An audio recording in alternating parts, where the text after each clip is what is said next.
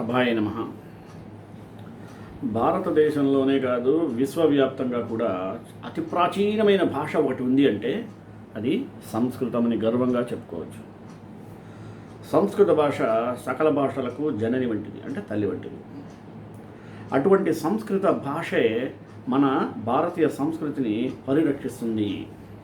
ఎందుకంటే సంస్కృత వాంగ్మయాల్లో రామాయణ మహాభారతాలనే ఇతిహాసాలు, పురాణాలు, వేదాలు ఇవన్నీ కూడా మానవుడు ఎటువంటి ధర్మాన్ని ఆచరించాలి, ఎటువంటి అధర్మం చేయకూడదు అనేటువంటి అనేకమైనటువంటి హితాలను మనకి బోధిస్తూ మనల్ని సన్మార్గము వైపు నడిపిస్తుంది. అందుకని అంటుంటారు అసతోమా సద్గమయ, అంటే అసత్ నుంచి సన్మార్గాన్ని నడిపించేటువంటివి వేదాలు. మృత్యోర్మా అమృతంగమయ, మృత్యు నుండి అమృతత్వానికి తీసుకుపోయేటువంటిది. ఈ రెండు కూడా మనం ప్రత్యేకంగా చూడవలసింది ఏంటంటే సంస్కృత భాషా పరిరక్షణ అనేది మన భారతీయ సంస్కృతి పరిరక్షణ. చివరిగా మనం సంస్కృత భాషలో ఉండేటువంటి ఔన్నత్యాన్ని కనుక గుర్తించగలిగితే, సంస్కృత భాష ప్రాశస్త్యాన్ని కనుక మనం తెలుసుకోగలిగితే, మనం మహర్షులు మనకు అందించినటువంటి అనేక శాస్త్రాలు, అనేక ధర్మాల గురించి మనం కూలంకషంగా అర్థం చేసుకొని వాటికి అనుగుణంగా మన జీవితాన్ని మనం మలుపు తిప్పుకోగలిగితే జీవితం సుఖమయమవుతుందంటలో ఎటువంటి సంశయం అనేది లేదు, లేశమాత్రం కూడా ఉండదు సుమి. అటువంటి సంస్కృత భాషకు పునరుజ్జీవన చేసినటువంటి వ్యక్తుల్లో మహాకవులు ఎందరో ఉన్నారు. మనందరికీ తెలిసిందే వాల్మీకి ఆదికవి, ఆయన తర్వాత కాలంలో వ్యాస మహర్షి, చాలామంది వచ్చినప్పటికీ కావ్యాలు వచ్చేటప్పటికీ కావ్యాల్లో కాళిదాసు పేరుని ప్రత్యేకంగా మనం ముచ్చటిస్తూ ఉంటాం. ఎందుకంటే కాళిదాసు 3 నాటకాలు, 2 మహాకావ్యాలు, 2 ఖండకావ్యాలు రాశాడు. ఆయన కోవలోకి చెందినటువంటి ఒక మహాకవి ఉన్నాడు, ఆయన పేరే భవభూతి. ఈ భవభూతి మహాకవి సంస్కృత భాషకు చేసిన సేవ ఎనలేనిది. ఆయన 3 కావ్యాలు రాశాడు. ఆయన 3 కావ్యాల్లో కూడా చాలా ప్రసిద్ధమైనవి ఉత్తర రామచరిత్రం అనేటువంటి నాటకం. సరే, కావ్యాలన్న నాటకం. ఆ నాటకాల్లో మహాకవి భవభూతి తనదైన శైలిలో మన యొక్క భారతీయ సంస్కృతిని ప్రతిబింబింపజేసేటట్లుగా ఆయన చాలా చక్కగా తనదైన శైలిలో మనకి వ్యక్తపరిచినటువంటి మహనీయుడు. ఆయన గురించి కల్హణుని రాజతరంగిణిలో కూడా మనం ఆయన చెప్పినటువంటి సందేశాలు మనం కూలంకషంగా చర్చించవచ్చు. ఇంకా ఈ 3 నాటకాలు రాసిన దాంట్లో ఉత్తర రామచరిత్రం ఎంత ప్రాశస్త్యం పొందిందో, అలాగే మహావీర చరిత్ర అంటే పూర్వ రామాయణ కథని ఇతివృత్తంగా తీసుకొని రచించినటువంటి ఒక అమూల్యమైనటువంటి నాటకం. ఆ తర్వాత మాలతీ మాధవం అనేటువంటి ఒక నాటకం కూడా ఆయన రాసినటువంటి నాటకాల్లో సుప్రసిద్ధమైనటువంటివి. సంస్కృత కవులు తమ యొక్క ప్రతిభా పాఠవాలను సంస్కృతిని ప్రతిబింబింపజేసేటట్లుగా, మనుష్యులను రంజింపజేసే విధంగా మనకి ప్రదర్శించి చూపించినటువంటి మహనీయులు ఎందరో ఉన్నారు. అటువంటి వాళ్ళలో ఆణిముత్యం లాంటి వాడిగా మనం భవభూతి మహాకవిని గురించి గొప్పగా చెప్పుకోవచ్చు. ఉత్తర రామచరితంలో ప్రత్యేకించి భవభూతి మహాకవి శ్రీరామచంద్రుని యొక్క వర్ణన, స్థితిగతులను గురించి, ఎట్లయితే సీతాదేవిని లక్ష్మణుని ద్వారా అడవికి పంపించిన తరువాత ఏర్పడినటువంటి ఆయన మానసిక బాధలను, లవకుశుల యొక్క జననం మొదలైనటువంటి వాటిని అన్నిటినీ కూడా తనదైన శైలిలో హృదయానికి హత్తుకునేటట్లుగా, దాన్ని హృదయంగా, పద్యంగా, నాటకీయతను సంతరించుకునే విధంగా కూడా రచించి ఎన్నో ప్రదర్శనలు కూడా చేయించబడినటువంటి గొప్ప నాటకాలకు ప్రధానకర్తగా భవభూతిని మనం స్మరించుకోవాలి. అటువంటి మహాకవులందరూ కూడా సంస్కృత భాషకు ఎనలేని సేవ చేసినటువంటి మహనీయులు. వారు రాసిన నాటకాలను, వారి యొక్క రచనను మనం గుర్తు చేసుకున్నట్లయితే ఆ మహర్షులు, మహర్షి సత్తములు, మహర్షితో సమానమైనటువంటి మహాకవులకు మనం నీరాజనాలు అర్పించి వాళ్లకు కృతజ్ఞతను చాటుకున్నటువంటి అవకాశం మనకు దక్కుతుంది. కనుక ఈనాడు నేను ఎంచుకున్నటువంటి అంశము మహాకవి భవభూతి అనే అంశం. దీని గురించి పూర్తిగా సవివరంగా తెలుసుకుందామా? మరి మొదటగా ప్రార్థన. గురుర్బ్రహ్మ గురుర్విష్ణు గురుర్దేవో మహేశ్వరః గురు సాక్షాత్ పరం బ్రహ్మ తస్మై శ్రీ గురవే నమః. సంస్కృత మహాకవులు మరియు నాటకకర్తల్లో మిక్కిలి శ్రేష్ఠుడైనటువంటి మరియు సుప్రసిద్ధుడైన కవి ఎవరైనా ఉన్నారంటే భవభూతి. క్రీస్తు శకం 8వ శతాబ్దానికి చెందిన సుప్రసిద్ధ సంస్కృత కవి మరియు నాటకకర్త. ఆ రోజులో కనౌజ్ అనేటువంటి దాన్ని పరిపాలించిన యశోవర్మ ఆస్థాన కవుల్లో ఒకడంటుంటారు. ఉత్తర రామాయణాన్ని ఇతివృత్తంగా తీసుకొని కరుణరసాభివ్యంజనతో ఇతను రాసిన ఉత్తర రామచరితం అనే నాటకం సంస్కృత సాహిత్యంలో అమరకృతి అంటారు. అంటే మాస్టర్ పీస్గా ఎంతో కీర్తి ప్రఖ్యాతులు పొందింది. అద్వితీయమైనటువంటి ఈ నాటక రచనలో భవభూతి సంస్కృత సాహిత్యంలో కాళిదాసు తరువాత అంతటివాడుగా పేరు ప్రఖ్యాతులు సంపాదించాడు. ఆయన రచనలు ఎలా ఉంటాయి? పాఠకులకు హృదయాలను బాగా కొల్లగడతాయని అనటంలో ఎటువంటి సంశయం కూడా లేదు. ఆయన జీవిత సంఘటన గురించి తెలుసుకోవాలంటే భవభూతి సుమారుగా 600 క్రీస్తు శకం 680 750 మధ్య ప్రాంతంలో నివసించి ఉండవచ్చని నిర్ణయించబడింది. ఇతని జన్మస్థలం విదర్భ దేశంలోని పద్మాపురం. ఇది ఎక్కడుంది? మహారాష్ట్రలో గోండియా జిల్లాలోని ఆమ్గావ్ సమీప ప్రాంతంలో ఉన్నదంటారు. మరి భవభూతి కృష్ణ యజుర్వేద తైత్రీయ శాఖాభీయుడు. కాశ్యప గోత్రానికి సంబంధించిన వాడు. ఉదుంబుర బ్రాహ్మణ వంశంలో జన్మించాడు. ఇతని తండ్రి పేరు నీలకంఠుడు, తల్లి జతుకర్ణి. మాలతీ మాధవన్ నాటక ప్రస్తావనలో బట్టి ఇతను వేదాలు, సాంఖ్య శాస్త్రాలు, యోగ శాస్త్రాలను అధ్యయనం చేశాడని, వ్యాకరణ, మీమాంస, న్యాయ దర్శనాల యందు ఇతనికి మంచి ప్రావీణ్యం కలదని మనకు తెలుస్తుంది. భవభూతికి కూడా ఒక గురువు ఉన్నాడు. ఆయన గురువు పేరు జ్ఞాననిధి అని ఆయనే స్వయంగా పేర్కొన్నాడు ఒకానొక సందర్భంలో.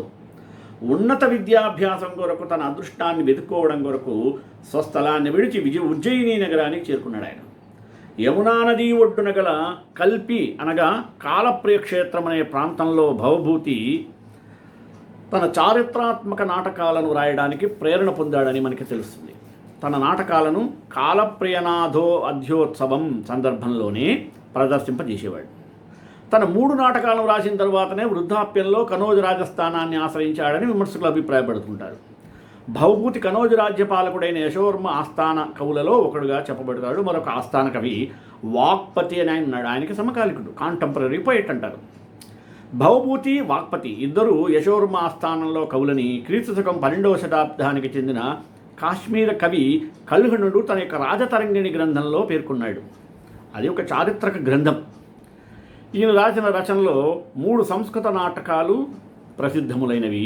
అవి మహావీర చరిత్రం, మాలతీ మాధవం, ఉత్తర రామచరిత్రం. వాటి గురించి సంక్షిప్తంగా తెలుసుకుందాం. మహావీర చరిత్ర కావ్య నిర్మాణ పరంగా మహావీర చరిత్ర బలహీనంగా ఉండటం వల్ల దీనిని భవభూతి తొలి నాటక రచనగా భావిస్తారు.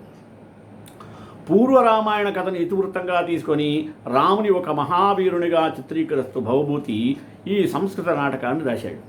అయితే ఈ నాటకం కొంచెం ప్రౌఢ శైలిలో ఉండటం చేత అంత ప్రజలకు అర్థం కాకపోవడం లేదు, అంత ప్రజాదరణ పొందలేకపోయింది. తరువాత మాలతీ మాధవం అనే మరొక నాటకాన్ని రాశాడు. మొదటి రచనకు జనాదరణ లేకపోవడంతో నిరాశకు లోనైన భవభూతి ఒక కల్పిత కథను ఇతివృత్తంగా తీసుకొని మాలతీ మాధవం అనే సంస్కృత నాటకాన్ని రాశాడు. ఈ నాటకంలో పద్మావతీపుర మంత్రి కూతురైన మాలతి మరియు మాధవుడు అనే వ్యక్తిని ప్రేమించడం, వారు కలుసుకునే సందర్భంలో అనూహ్యంగా ఒక పులి ఎదురవ్వడం, దానిని సంహరించిన మకరందుడు అంటే మాధవుని యొక్క మిత్రుడు, మాలత సఖి పేరుంది మదయంతిక అని పేరు, ఆమెను ప్రేమించడం, ఒక కాపాలికుడు మాలతిని రక్షించడం ఇత్యాది అనేక అద్భుత సంఘటనలతో నాటకం రక్తి కట్టిస్తుంది. ఈ నాటకంలోని మాలతీ మాధవులు, మదయంతిక మకరందుల 2 ప్రేమ కథలు సమాంతరంగా సమతూకంతో నడుస్తుంటాయి. అనేక అద్భుత సంఘటనలు అనంతరం ఈ 2 జంటలు కూడా ఏకం కావడంతో నాటకం పరిసమాప్తమవుతుంది.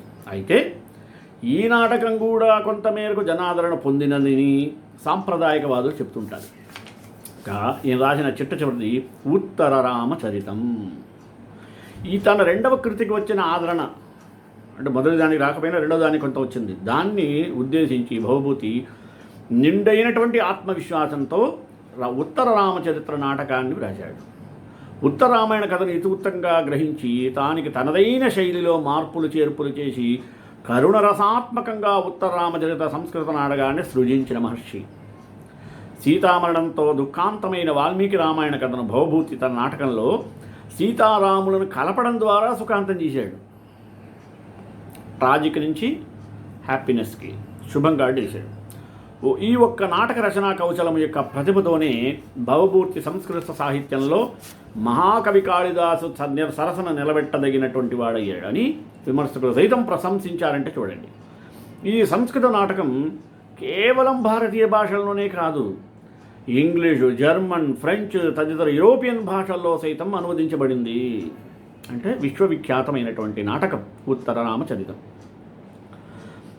భవభూతి నాటకాల్లో ముఖ్యంగా మహావీర చరిత్ర, మాలవీర్తి మాధవంలో కౌటిల్యుని యొక్క అర్థశాస్త్ర భావజాలం, పదప్రయోగాలు మనకి బాగా కనిపిస్తాయని సంస్కృత పండితులు తెలియజేశారు. చరిత్ర పరిశోధకులు దశరథ శర్మ ప్రకారం భవభూతి నాటకంలో రావణుని మంత్రి మలయవనుడు అనుసరించిన రావణుని యొక్క మంత్రి పేరు మలయవనుడు అనుసరించిన విధానాలకు, అర్థశాస్త్రంలో కౌటిల్యుడు సూచించిన విధానాలకు మధ్య కొట్టొచ్చినట్లుగా పోలికలు కనిపిస్తాయి. ఆ మేరకు భవభూతి కౌటిల్యునికి రుణపడి ఉన్నాడని మనం చెప్పచ్చు. మరి భవభూతి యొక్క కవితా శైలి ఎలా ఉంటుంది? భవభూతి కవిత్వం ప్రౌఢ గంభీరమైన శైలిలో కొనసాగుతుంది.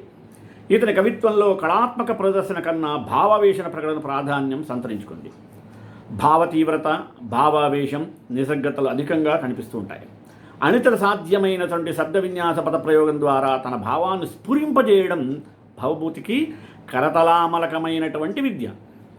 రౌద్ర భీభత్సరస పోషణలో క్లిష్ట పద భూయిష్టమైనటువంటి దీర్ఘ సమాసాలను, శక్తివంతమైన పదావళి ప్రయోగిస్తూ సన్నివేశాలను ప్రౌఢంగా వర్ణిస్తాడు ఈయన. భవభూతి కవిత్వం గౌడ రీతి ప్రధానమైనది. దీర్ఘ సమాసాలు, క్లిష్ట పదాలతో కూడా ఉంటాయి. ఓజోగుణ ప్రధానమైనటువంటిది. ఈ యుద్ధ సన్నివేశ వర్ణనలో ఏమవుతుంది? వీర రౌద్ర రస పుష్టికై తన కవిత్వ ఝరి గౌడీ రీతిలో సాగుతుంది. అయితే పాత్రోచితంగా, రసానుకూలంగా గౌడీ రీతినే కాకుండా వైదర్భి అనే మూడో రీతిని కూడా సైతము సందర్భానుసారం భవభూతి ప్రయోగించాడంటే చూసుకోండి. భవభూతి కవిత్వం వాచ్యార్థ ప్రధానమైనది. తన నాటకాల్లో ఒక దృశ్యాన్ని వర్ణించేటప్పుడు సాధ్యమైన ఎక్కువ శబ్దాలను ప్రయోగిస్తాడు.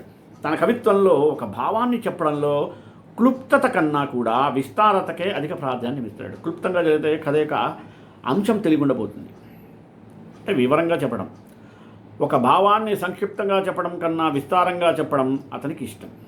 దానికోసం ఎక్కువ శబ్దాలను ఉపయోగించడం ఇతని కవిత్వంలో మనం చూడవచ్చు.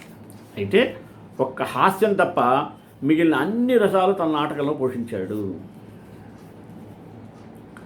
సముచిత ఛంద ప్రయోగ కౌశలం భవభూతికి కొట్టిన పిండి. భవభూతి తాను చెప్పదలుచుకున్న విషయానికి అనుగుణంగా, అందరి భావానికి కూడా అనుకూలంగా వివిధ ఛందస్సును ఎంచుకుంటాడు.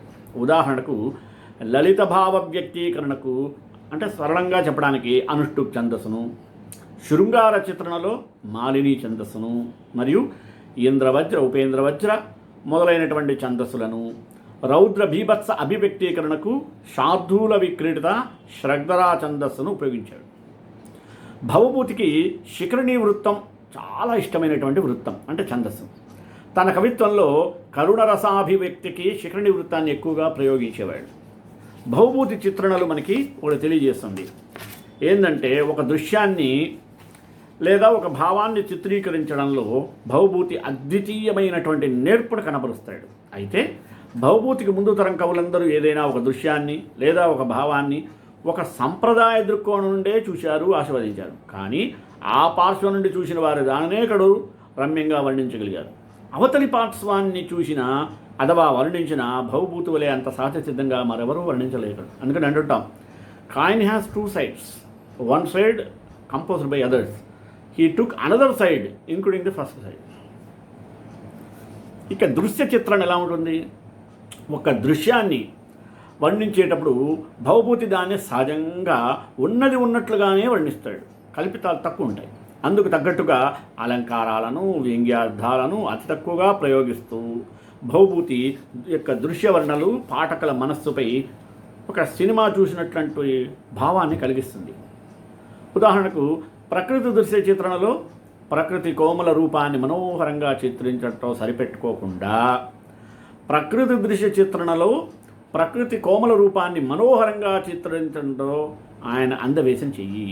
అలాగే ఇది కోమలమైనటువంటి ప్రకృతి అయితే ప్రచండ భీకర రూపాన్ని కూడా ప్రకృతిలో ఉండేదాన్ని చిత్రించడంలో సైతం భవభూతి అమోఘమైనటువంటి నేర్పును ప్రదర్శించాడట.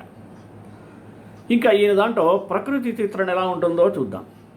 సంస్కృత సాహిత్యంలో కవులు ప్రకృతిని వర్ణించేటప్పుడు ఆది నుండి ప్రకృతి యొక్క శోభాయమానమైన కోమల సుందర రూపాన్నే తీసుకొని దృశ్య చిత్రణ చేస్తూ వచ్చారు. వారి దృష్టి ప్రకృతి యొక్క భయావహమైన కోణం వైపుకి ఏనాడు ప్రసరించలేదు.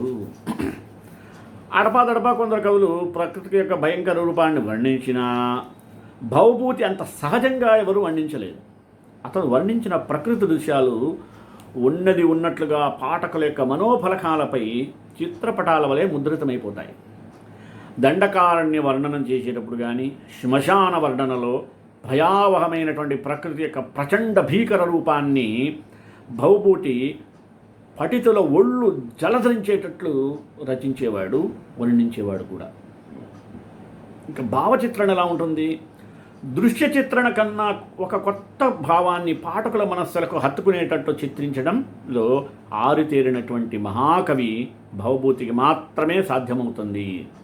అందులోనూ తన ముందరు కవులు చూపినటువంటి ఒరవడిలో కొట్టుకుపోకుండా వారికి భిన్నంగా ఒక కొత్త భావానికి కానీ సందేశానికి కానీ ప్రాధాన్యాన్నిస్తూ దానిని కౌశలంగా నేర్పుగా చిత్రీకరించడంలో భవభూతి మార్గం భవ్యమైంది.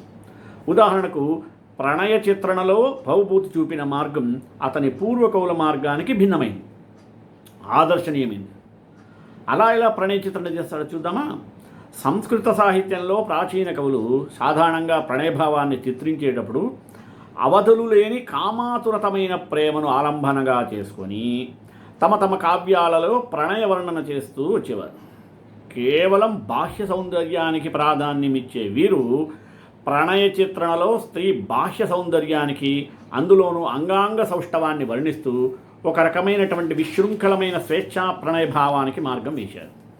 కానీ భవభూతి ప్రణయంలో విరహవేదన స్త్రీలలో మాత్రమే చూడగలిగిన వీరికి పురుషులలో విరహవేదన స్త్రీలలో మాత్రమే ఉంటుందంటుంటారు. కానీ ఈయన పురుషుల్లో కూడా గుర్తించే అవసరం కల్పించలేదు, ఈయన కల్పించగలిగాడు. తన పూర్వకరుడు ఏర్పరిచినటువంటి సంప్రదాయ మార్గంలో వెళ్లకుండా భవభూతి తన కవిత్వంలో ప్రణయభావ చిత్రణకు స్వచ్ఛమైన పవిత్రమైన ప్రణయాన్ని ఆలంబనంగా చేసుకున్నాడు. ఇతని ప్రణయ వర్ణనలో కామాతురతమైనటువంటి ప్రేమ కన్నా వైవాహిక బంధానికి దారితీసే ప్రేమకు ఎక్కువ ప్రాధాన్యం ఇస్తాడు. అంటే ప్రేమించి వదిలేయటం. శాకుంతలంలో కాళిదాసు మరి విశ్వామిత్రుడు మేనకైక వృత్తాంతం చూసినట్టయితే మనకు తెలుస్తుంటాయి. అలాంటి కాకుండా ప్రేమ ఎంతవరకు వెళ్ళాలి, పెళ్లి వరకు పయనించాలనేటువంటి ఉద్దేశాన్ని ఆయన నాటకంలో చూపిస్తూ బాహ్య సౌందర్యం కన్నా అంతఃసౌందర్యానికి ఎక్కువ ప్రాధాన్యత ఇచ్చేవాడు. అతని నాటకాల్లో ఎక్కడ స్త్రీ అంగాంగ సౌష్ఠవ వర్ణన మనకు కనపడదు. ప్రణయ చిత్రణలో పరిపక్వమైనటువంటి దాంపత్య ప్రేమానుభూతి చిత్రించినంత ఆదర్శంగా ఇంతవరకు ఏ కవులు చిత్రించకపోయారంటే చూడండి. భవభూతి రామునిలో కలిగిన విరహవేదనను పాఠకుల హృదయాలు కదిలించేటట్లుగా సహజంగా చిత్రించి విరహవేదన అనేది స్త్రీలకు మాత్రమే కాదు, అది పురుషులకు కూడా సహజంగా ఉంటుందని నిరూపించిన మహనీయుడు ఆయన. అలాగే భవభూతి నాటక రచనలో నవ్యత అంటే నూతనత్వం ఉంటుంది. ఎలా ఉంటుంది? భవభూతి ముందు కాలం వరకు నాటక రచనా రంగంలో కొత్త మార్పులు పెద్దగా చోటు చేసుకోలేదు. నాటి కవులందరూ తమ పూర్వ కవులు ఏర్పరిచిన మార్గాన్ని అనుసరిస్తూ ప్రాచీన నాటక లక్షణాన్ని అనుగుణంగా తమ నాటకాలు రచారు. కానీ నాటక కృతిలోని కవితా స్థాయిని అంచనా వేయడానికి కానీ కృతికర్త ప్రతిభను పరీక్షించడానికి కానీ విమర్శకులు గీటురాయిగా ప్రాచీన నాటక లక్షణాలను లాక్షణికుల లక్షణాలను పట్టుకుని వేలాడుతూ ఉండేవారు. కానీ భవభూతి కాలం నాటికి ఈ ధోరణి మరింతగా బిగుసుకుపోయి ఉండేది. ఇటువంటి సాహితీ నేపథ్యంలో భవభూతి తన నాటక రచనలో తన పూర్వకవుల మార్గం అనుసరించకుండా కొత్త మార్గాన్ని ఎంచుకుని దాన్ని అవలంబించాడు. తన నాటకాల్లో మూల కథకు మార్పులు చేరుస్తూ కొత్త సన్నివేశాలను సృష్టిస్తూ వచ్చాడు. అలంకారికలు కూడదన్న లక్షణాలను ఎన్నింటినో తన నాటకాల్లో చూపించాడంటే చూడండి. అయితే కావ్య విమర్శకులు అతని కృతుల్లోని కావ్య సౌందర్యానికన్నా కావ్య లక్షణాలను మీరడాన్ని ఎక్కువగా విమర్శించేవారు. వాల్మీకి కాళిదాసుల రామాయణ కథలకు భిన్నమైన రీతిలో భవభూతి మహావీర చరిత్ర నాటక కథను నడిపించినప్పటికీ ఆ కొత్తదనాన్ని ఆస్వాదించే సహృదయత ఆనాటి సామాజికులలోనూ కానీ ఆలంకారికలలోనూ కరువైంది. తను ప్రవేశపెట్టిన నూతన మార్పులు సరైనటువంటి ఆదరణ పొందకపోవడంతో తన తరువాయి నాటకం మాలతీ మాధవ యొక్క ప్రస్తావనలో ఇలా అన్నాడు. ఏమన్నాడు? ఏ నామకే చదిహన ప్రత్యయంత్యవజ్ఞాం జానంతి తే కిమపి తాన్ ప్రతి నైషయత్నః ఉత్పత్స్యతేస్తి మమ కోపి సమానధర్మాః కాలో హ్యయం నిరవధిర్విపులా చ పృథ్వీ. అనగా నా కృతులను అవహేళన చేసేవారు, విస్మరించేవారు ఎవరైనా కానీ వారికి తెలియజేయండి, నా ప్రయత్నం వారి కోసం కాదు, వారిని మెప్పించడం కోసం కాదు. కాలం అంతులేనిది, ప్రపంచం విశాలమైనది. ఏదో ఒకరోజు నా భావాలతో ఏకీభవించే వ్యక్తి ఎక్కడో ఒక చోట ఉంటాడు అని మాలతీ మాధవంలో ఈ శ్లోకం ద్వారా భవభూతి ఏదో ఒకనాటికి ఎక్కడో ఒక చోటైనా తన ప్రతిభ గుర్తింపు ఆదరణ లభిస్తాయని ఆశను వ్యక్తం చేశాడంటే చూడండి. ఎంత ధైర్య సాహసాలతో తన రచనను గావించాడు. పైగా ఈ శ్లోకంలో భవభూతి అహంకారం కనిపిస్తున్నట్లు ఉన్నప్పటికీ కవిత్వంలో కొత్తదనాన్ని ప్రయోగించే వారికి భవభూతితో నిండైన ఆత్మవిశ్వాసమే కనిపిస్తుంది. అది అహంకారం కాదు సుమి. ఆయన నేను చేస్తానన్నాడే తప్ప నేనే చేసిన కరెక్ట్ అలా. ఈ శ్లోకం తర్వాతి తరం వారికి ఎందరికో స్ఫూర్తినిచ్చింది. భవభూతి పరిచిన మార్గంలో అనేక మంది కవులు పయనించారు. అనంతర కవులు అనేక మంది భవభూతులే తాము కూడా మూల రామాయణంలో వినూత్న మార్పులు చేయడం, కొత్త ఘట్టాలను పరికల్పిస్తూ మూలకథకు భిన్నమైన రూపాలలో సంస్కృత రామాయణ నాటకాలను సృజించడానికి ఈయన మూలకారకుడయ్యాడంటే చూడండి. ఈయన ప్రభావం తర్వాతి కవులు ఎలా పడిందో. భవభూతి రచించిన రామాయణ నాటకాలను ఆదర్శంగా తీసుకున్న తరువాత తరం కవులు భవభూతి వలె మూల రామాయణంలోని మార్పులు చేరుస్తూ కొత్త సన్నివేశాలను సృష్టిస్తూ మూలకథకు భిన్నంగా సరికొత్త రూపాలలో సంస్కృత రామాయణ నాటకాలను కోకొల్లలుగా వ్రాయడం ప్రారంభించారు. మరి ఇవన్నీ ప్రత్యక్ష సాక్ష్యాలు కావాలిగా. ఎవరెవరు ఎలా రాశారో దానికి శక్తిభద్రుడు అనే ఆయన ఆశ్చర్య చూడామణిని, మురారి అనర్ఘరాఘవం అనేటువంటి దాన్ని, మాయురాజు ఉదాత్త రాఘవం, రాజశేఖరుడు బాలరామాయణం, దింగ్నాగుడు కుందమాల, పిల్ల మురారిగా ప్రసిద్ధుడైన జయదేవుడు ప్రసన్న రాఘవం మొదలైన వాడి గురించి మనం గొప్పగా చెప్పుకోవచ్చు. వాళ్ళందరూ భవభూతి శైలిని అనుసరించి నవ్యతకు స్థానాన్ని కల్పించారంటే చూడండి. అయితే భవభూతి పెట్టిన ఒరవడిలో అనుకరిస్తూ వచ్చినటువంటి తదంత రామాయణ నాటకాలు అంతగా ప్రజాదరణ పొందలేకపోయాయి. ఈయన గురించి విమర్శలు కూడా చూడాలి. భవభూతి హాస్యరస పోషణలో విఫలుడయ్యాడని విమర్శకులు అంటుంటారు. ఏదో విమర్శించాలి కాబట్టి చెప్తుంటారు. బాగా ఉన్న దాని గురించి పొగట్టం కన్నా లేని దాన్ని వెతుకుతూ పోతుంటారు. రంధ్రాన్వేషకులు అంటారు కదా. అతను రాసిన 3 నాటకాల్లో ఇది మాలతివాదం, మహావీర చరిత్రం, ఉత్తరామచరితంలో హాస్యరస పోషణకు అవకాశం ఉన్నప్పటికీ భవభూతి ఎందుకనో విదూషక పాత్రను మాత్రం ప్రవేశపెట్టలేదు. మా నాటకాల్లో చూడండి, సంస్కృత నాటకాల్లో ప్రతి ఒక్కళ్ళు కూడా కాళిదాసు నుంచి అందరూ ఎక్సెప్ట్ భవభూతి ఒక కమిడియన్ విదూషకుడిని ప్రవేశపెడతారు. ఈయన ఒక్కడే విదూషకుడిని పెట్టలేదు. అంటే హాస్యరస పోషణకు ఆపాదించలేదు, ఎక్కువ ఇంపార్టెన్స్ ఇవ్వలేదు. మొత్తం మీద ఒక హాస్యరసం తప్ప మిగిలిన అన్ని రసాలను తన యొక్క నాటకాల్లో పోషించాడు ఈయన. భవభూతి తన నాటకాల్లో నాటక లక్షణాలకు విరుద్ధమైన ఎన్నో విషయాలు ప్రవేశపెట్టాడు. ఉదాహరణకు మాలతీ మాధవంలో రంగస్థలం మీదకు పులి రావడం సాహసకృత్యం కదా. రంగస్థలంలో పులి వస్తుందా? అలాగే శ్మశాన దృశ్యాలు, మనుష్య మాంసం అమ్మడం ఎక్కడైనా జరుగుతుందా మొదలైన విషయాలన్నీ కూడా ఆయన చాలా కూలంకషంగా వివరించాడంటే అతని యొక్క నిర్భీతికి జేజేలు ప్రకాలి. భవభూతి కరుణరస రసాన్ని ప్రధానంగా చేసుకొని ఉత్తర రామచరిత్ర రాశాడు.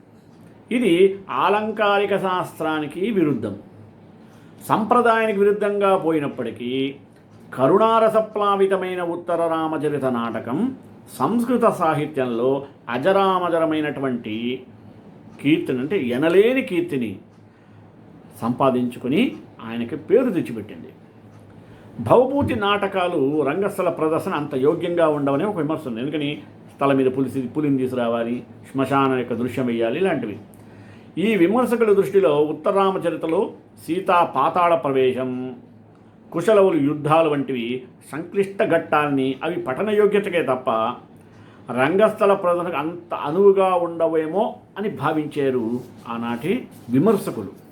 విమర్శకులు ఎలానో విమర్శిస్తూనే ఉంటారు కదా, లేని దాన్ని పట్టుకుంటారు తప్ప ఉన్న దాంట్లో ఉండేటువంటి గొప్పతనాన్ని ఆస్వాదించి ప్రశంసించే వాళ్ళ సంఖ్య చాలా తక్కువగా ఉండేది.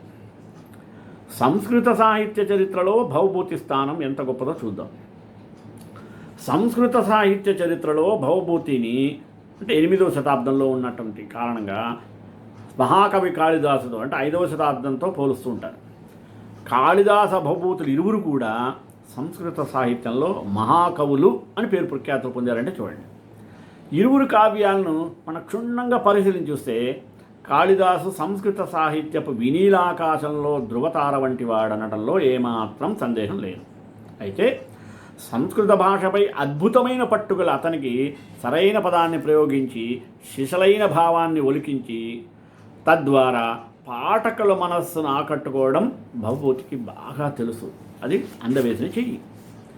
ఇతివృత్త ప్రణాళికలోని లేదా పాత్ర చిత్రణలోనూ సెంటిమెంట్ను ఒలికించడంలో అతని నాటకాలు దాదాపుగా ఎక్కడ దోషాలు లేకుండా కనిపిస్తాయి, దోషరహితాలుగా. విమర్శకులకు అవకాశం ఇవ్వకుండా వర్ణిస్తుంటాడు ఆయన కరుణరసం ప్రయోగించేటప్పుడు. ఇకపోతే భవభూతి కూడా తనదైన మార్గంలో ఒక మంచి దిట్టమైనటువంటి దిగ్గజ కవి. అయితే అతని కథా ప్రణాళికలో కొన్ని చిన్న చిన్న లోపాలు కనిపిస్తాయి. కావ్యంలో సుదీర్ఘ ఉపన్యాసాలు, వర్ణనలో కొద్దిపాటి కృత్రిమత్వం మనకు కనిపిస్తుంది. సంస్కృత భాషపై సాధికారత గల భవభూతి విభిన్న సెంటిమెంట్లు పండించడంలో అందవేసిన చెయ్యి, సిద్ధహస్తుడు అంటుంటారు. మరి పాత్ర చిత్రీకరణలో విభిన్నత్వం అంటే వైవిధ్యం చూపించడంలో ఆయనే సాటి. మనోవిశ్లేషణలోని నిశిత పరిజ్ఞానం అంటే సైకలాజికల్ ఎఫెక్ట్స్ని బాగా చూపిస్తాడు. భావోద్వేగ ప్రదర్శనలో అతను చూపిన కౌశలం ఉండే నేర్పు అనన్య సామాన్యమైనది. ఇక కరుణారసాభివ్యక్తీకరణలో అతనే సాటి. అందుకనే కరుణరసం అన్న వెంటనే సంస్కృత కవులందరికీ కూడా భవభూతి ఉత్తర రామచరితం గుర్తొస్తుంది. అంత పేరు ప్రఖ్యాతలు పొందినటువంటి మహానుభావుడు ఆయన. అతని నాటకాల్లో అభివర్ణితమైన రాజకీయ, సాంఘిక, కుటుంబ కల్పితమైన కథ అయినప్పటికీ ఈ ప్రకరణంలోని పాత్రల చిత్రణ మనకు సజీవంగా కనిపిస్తుంది. ముఖ్యంగా మాలతి మాధవుడు, మదయంతిక మకరందుడు, కామందకి సౌదామిని, కపాల కుండల తదితర విలక్షణమైన పాత్రలు సజీవతతో అలరారుతూ ఉంటాయి. ఈ నాటకంలో మాలతీ మాధవుల పాత్రలు చిరస్మరణీయమైనటువంటి పాత్రలు అంటలో ఏమాత్రం సందేహించిన కవస లేదు. అపూర్వమైనటువంటి ప్రేమ భావనలో ఓడలాడే ఈ పాత్రలు నాటకాన్ని ఆద్యంతం ప్రేక్షకులను సమ్మిళితం చేస్తూ కట్టిపడేస్తాయి. మాలతీ మాధవులను ఉత్తేజకరమైన ప్రేమైక జీవులుగా, అందమైన ప్రేమాస్పదమైన జంటగా భవభూతి చిత్రించిన తీరు చూస్తే నభూతో న భవిష్యతి అన్న చందానం ఉంటుందంటే చూడండి. అంటేంది, ఒకరి కోసం ఒకరు అన్నట్లుగా సృజించబడిన ఈ అఖండ ప్రేమ పాత్రలు పాఠకుల మనసులో చెరగని ముద్రలు వేస్తాయి. తరాలు మారినా మనోజ్ఞమైన చరిత్రలో ఈయన రచనలు కలకాలం నిలిచిపోతాయంటంలో సందేహం లేదు. ఈ నాటకంలోని కొన్ని పాత్రలు ఇతర ప్రసిద్ధ నాటకాల్లోని ప్రముఖ పాత్రలు కూడా మురిపిస్తాయి సుమి. బౌద్ధ సన్యాసిని కామందకి, కాళిదాసు మాళవిక అగ్నిమిత్రలోని బౌద్ధ సన్యాసిని కౌశికి పాత్రను తలపిస్తుంది. కాకపోతే కౌశకి కన్నా కామందికి పాత్ర చాలా ప్రతిభాశాలిగా వర్ణించబడింది.